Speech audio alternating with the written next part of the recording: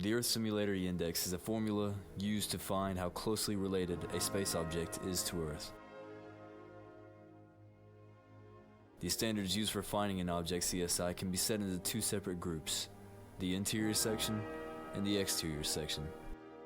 Starting with the interior, the two main factors that come into consideration are the radius of the object and the density. On the exterior side of things, the main factors are surface temperature and the escape velocity required to escape the object's field of gravity.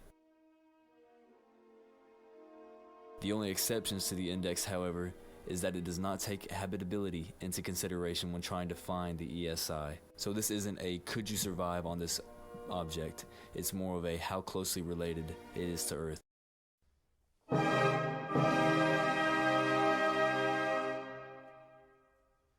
Some of the major issues that we have when calculating the ESI is mainly centered around our ability to find the data with the type of technology we are using.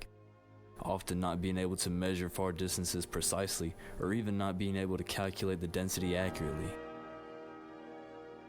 The second problem we encounter when trying to calculate these objects is the distance between us. Most of these objects are tens of hundreds of light years away from us, and could be drastically different from how we are perceiving them right now. And finally, the third main problem is with scientists trying to treat this index as a habitability tool. This leads to confusion and misinformation being spread and false data being calculated, later hindering future research around the topic.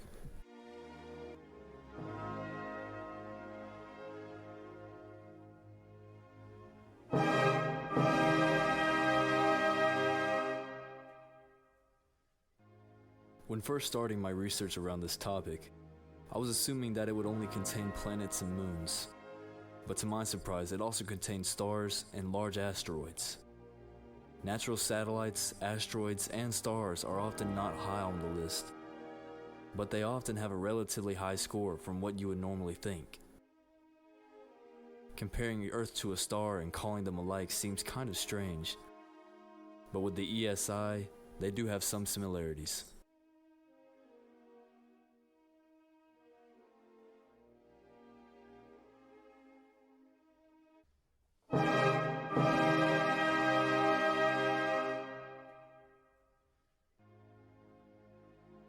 Scrolling on the screen right now is the ESI list. Some planets and moons we will go over later in this presentation.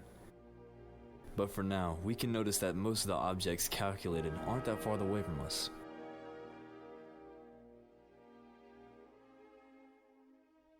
Mostly from either inside our galaxy or nearby ones.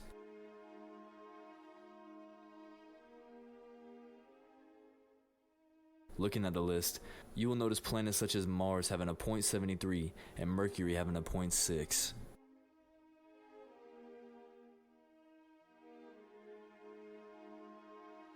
But what you will also notice is that the Moon has a score of a 0.56, even with the theory of the Moon coming from broken pieces of the Earth being widely thought as the closest thing we have to fact.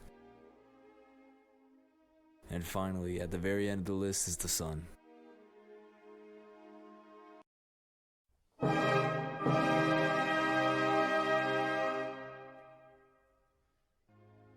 Now we'll go over some of the planets mentioned on the list. KOI 4878.01 is an exoplanet located over 1,000 light years away from us. With our technology not being the greatest, we have yet to still determine if the percentage should stay as high as 0.98. This makes it the closest related object to Earth, but again, we have not yet to finalize the calculations. Next is TRAPPIST-1e, an exoplanet just 40 light years away from Earth, and is the fourth on the list, with a rating of 0.95. One of the problems surrounding TRAPPIST-1e is that it is tidally locked, but with the planet having what are referred to as Goldilocks zones, which are zones that are in between the extreme temperatures. This allows the planet to stay so roughly high on the list. Lastly, Gliese 581g, the fifth on our list, with a rating of a 0.94. Similar to KOI 4878.01, it's unconfirmed whether it's still in this condition or not due to how far away it is and how lacking we are in technology. It's also similar to TRAPPIST-1e, how it is tidally locked.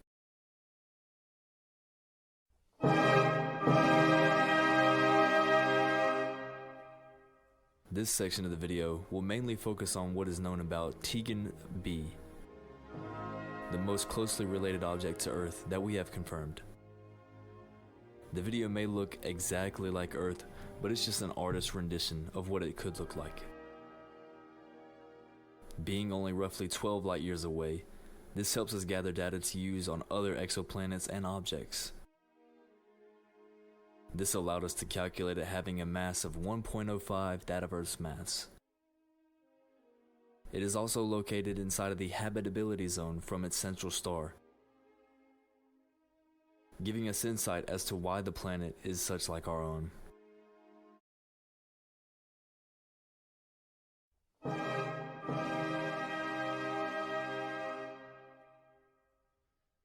This section will be focused on why this index is important.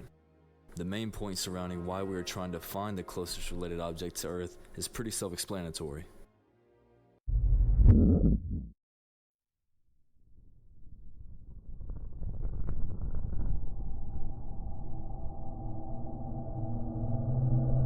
Anyways, trying to find a place like Earth is a difficult procedure.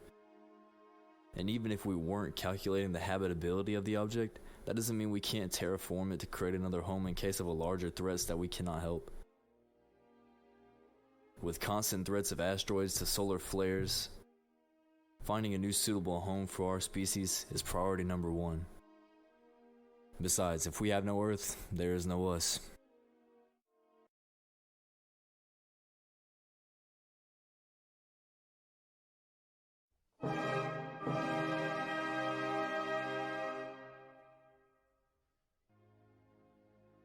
With a list of different objects to try and turn into possible second homes, the Earth Similarity Index greatly increases our chances of finding it.